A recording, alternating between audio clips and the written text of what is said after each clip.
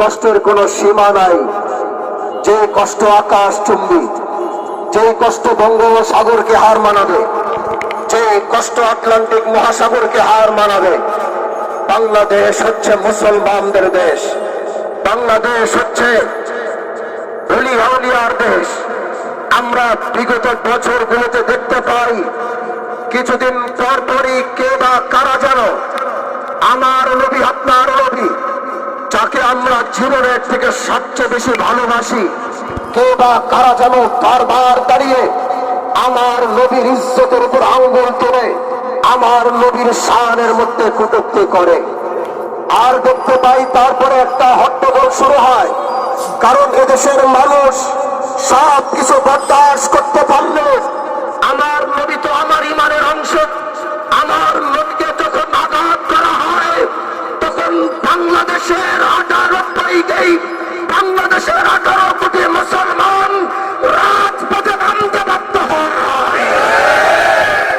আমরা রাজপথে নামি, আর আপনারা টেলিভিশনে বসে ব্রিফিং দেন, আপনারা পত্র পত্রিকায় তাড়াতাড়ি আপডেট দেন, তাকে বরখাস্ত করা হয়েছে, তাকে সরিয়ে দেওয়া হয়েছে। আবার এদেশের মানুষ ঠান্ডা হয়ে যায়। স্বাধীনতার 55 বছর পর থেকে আজ পর্যন্ত একই খেলা বারবার আমরা দেখে আসছি, আমরা একই নাটক বারবার দেখে আসছি। কিন্তু এবারে স্বাধীনতার পরে 24-এর গণঅভ্যুত্থানের পরে আমাদের বক্তব্য একটাই হবে, এখন থেকে যারাই নবীর শানে কটূক্তি করবে, তাদেরকে বাইতুল মুকাররমের সামনে যদি ফাঁসির মঞ্চে না ঝুলানো হয়, যারা বাংলা বিক্ষোভের আগুন জ্বলবে, আগুন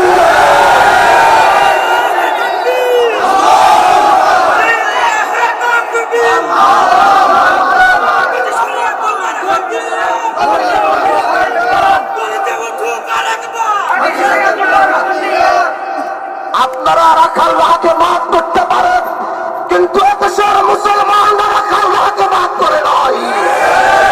আমাদের কথা স্পষ্ট, আমাদের কথা স্পষ্ট। এই নাটক আপনারা বন্ধ করুন, এই নাটক বন্ধ করুন।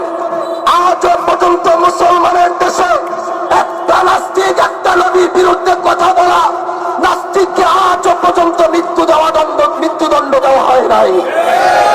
কিন্তু এবারের আন্দোলন হবে এমন আন্দোলন, এবারে আওয়াজ এমন আওয়াজ হবে, আপনার পুরো পুলিশ বাহিনী আর্মি দিয়ে গোটা 3.5 লক্ষ ফোর্স দিয়ে আমাদেরকে আপনারা আটকায় রাখতে পারবেন না। আমরা স্পষ্ট বলতে চাই, ডক্টর ইউনূস সাহেব, আপনার ভয় কিসের? আপনি একটা আল্লাহর নবীর কটূক্তি একজনকে আপনি মৃত্যুদণ্ড দিয়ে দেখেন, গোটা বাংলাদেশের 18 কোটি মানুষ আপনার সাথে দাঁড়িয়ে থাকবে। আমাদের কথা স্পষ্ট, আমরা স্পষ্ট বক্তব্য দেই, আগামীর বাংলাদেশে আর কোন নাস্তিকের ঠাঁই হবে না। আগামীর বাংলাদেশে আল্লাহর নবীর কটূক্তিকারীর কোন ঠাঁই হবে না। যদি আপনারা ব্যর্থ হবেন, আমরা সেটা আমাদের হাতে নিতে বাধ্য হব। প্রিয় শিবচরের মানুষ, বাংলাদেশ একটি কঠিন পরিস্থিতি পার করছে। প্রিয় শিবচরবাসী, আপনাদেরকে বলে দিচ্ছি, বাংলাদেশ একটি কঠিন পরিস্থিতি পার করছে।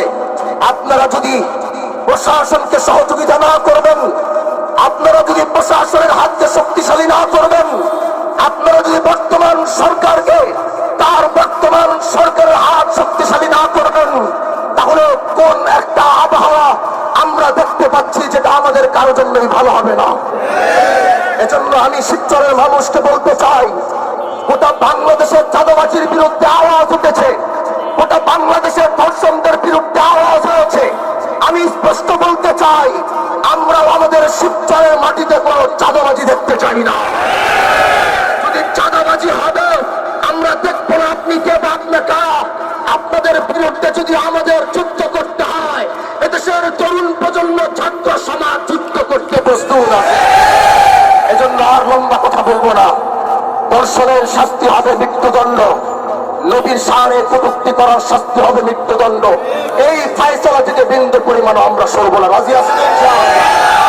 রাজি আছি তো ইনশাআল্লাহ? আজকে শুধু এখান থেকে শুরু করলাম, হাজী শরিয়াতুল্লাহ যেভাবে অন্যায় বিচারের বিরুদ্ধে দাঁড়িয়েছে,